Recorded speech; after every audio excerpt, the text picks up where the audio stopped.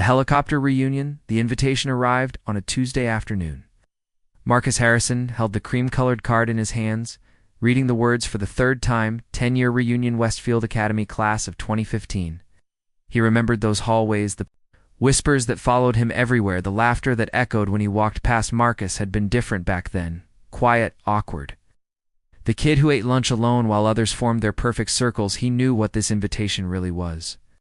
Social media had made it clear enough. Screenshots of the group chat had found their way to him through an old friend who still had a conscience. They were planning something, a joke at his expense, one last chance to remind him of his place. Brandon Mitchell had organized it all, captain of the lacrosse team, then still living off those glory days. Now his message in the group chat was clear enough. Let's make sure Marcus knows Hayes still the same loser he always was.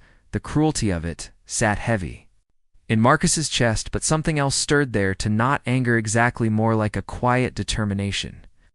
He looked around his penthouse office, floor-to-ceiling windows overlooking the city. The success had come faster than anyone expected. A tech startup that solved a problem everyone said was impossible. 3 years of 18-hour days sleeping on office floors, living on coffee and determination. Then the breakthrough. Now his company employed 200 people. Last month's valuation had crossed 9 figures. Marcus picked up his phone and called his assistant.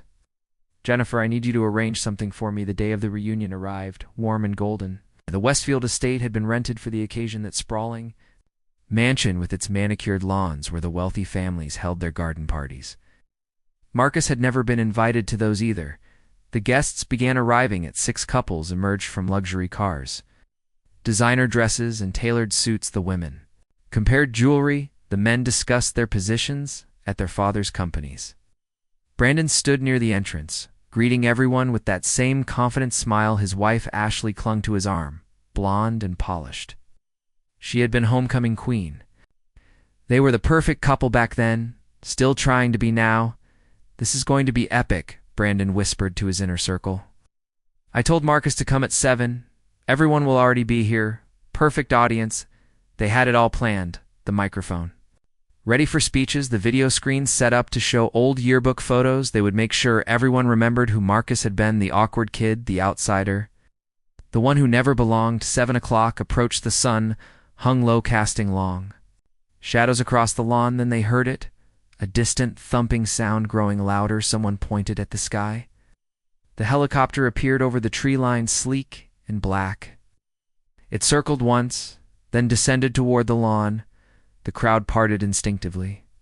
Formal wear whipping, and the rotor wash phones came out immediately. Everyone recording. The helicopter touched down with precise grace. The door opened. Marcus stepped out. He wore a black suit that fit like it had been made for him because it had. Crisp white shirt, perfect tie. He moved with a confidence that hadn't existed 10 years ago. The confidence that comes from knowing your worth, not from others' validation, but from your own hard-won victories. He walked toward the crowd, each step deliberate. The helicopter lifted off behind him. Returning to the sky, the noise faded. Silence settled over the lawn, broken only by the clicking of phone cameras. Brandon stood frozen, his carefully planned humiliation evaporating. Marcus reached the gathering. He nodded politely at familiar faces. Some looked away embarrassed, others stared openly. Ashley, the former homecoming queen, found her voice first. "Marcus, is that really you?" "Hello, Ashley." His voice was calm, steady. Brandon managed a weak smile. "Quite an entrance, man." "I thought I'd make it memorable," Marcus said. "You went to a lot of trouble to make sure I came tonight." The least I could do was show up in style. The crowd had formed a circle around them.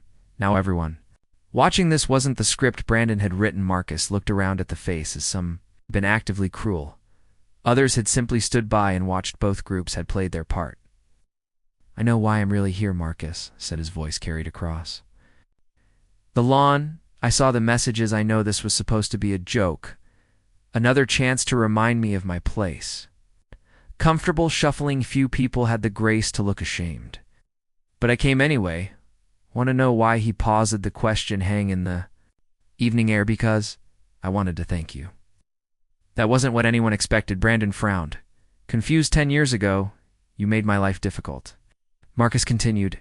"Every single day I was reminded that I wasn't good enough, that I didn't belong. I went home most nights wondering what was wrong with me." His words were gentle, but they landed with weight. I spent years angry about that, bitter.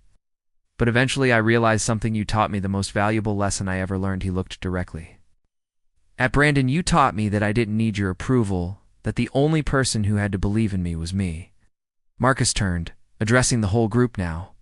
When everyone tells you you're nothing, you have two choices: believe them or prove them wrong. Every insult, every laugh became fuel. I worked harder than I ever thought possible, not to show you anything but to show myself someone in the crowd. Ashley maybe started to speak. Marcus raised a hand gently. I'm not here for revenge. I'm not here to make anyone feel small. I've learned that making others feel small never makes you bigger. He pulled something from his jacket pocket, a checkbook. Built something. I'm proud of a company that matters, that helps people, and have been looking for the right place to give back, he wrote quickly, then tore out the check, held it up. This is for $500,000. It's going to Westfield Academy. Establish a scholarship fund for students who don't fit in, who get overlooked, who need someone to believe in them. The crowd was silent. Phones still recording, but now the story had changed completely. It'll be called the Second Chance Scholarship, because everyone deserves the chance to become who they're meant to be, regardless of who they were. At 17, Marcus walked to Brandon and held out the check. I need someone to present this to the school. Someone respected, someone people listened to. Brandon took it with shaking hands. His eyes were wet. Marcus, you don't have to say anything, Marcus said quietly. Just do this one good thing. Let it matter. Ashley stepped forward, tears running through her makeup. We were horrible to you. All of us, we were kids, but that doesn't excuse it. Marcus nodded. We were all kids. Kids can be cruel, but we get to choose who we become after that. He looked around at everyone. I hope you've all built good lives. I hope you're happy. I genuinely mean that holding on to anger would only hurt me, not you. He checked his watch. I have a flight to catch board. Meeting in Singapore tomorrow, but I wanted to come. I wanted you all to see that the kid you knew isn't who I am anymore. Maybe he never was. Marcus started walking back across the lawn. The helicopter was already descending again before he climbed in. He turned one last time. One more thing. The reason I succeeded wasn't to prove you wrong. It was to prove to myself that I mattered, that my ideas and my work had value. That success wasn't about where you started, but about who you chose to become. He smiled, a genuine warm smile. I hope you all find that for yourselves. Real success. Not the kind that comes from making others feel small, but the kind that comes from building something meaningful. Then Marcus Harrison climbed into the helicopter. Door closed. The aircraft lifted into the darkening sky. The crowd watched until it disappeared. Brandon looked at the check in his hands. $500,000.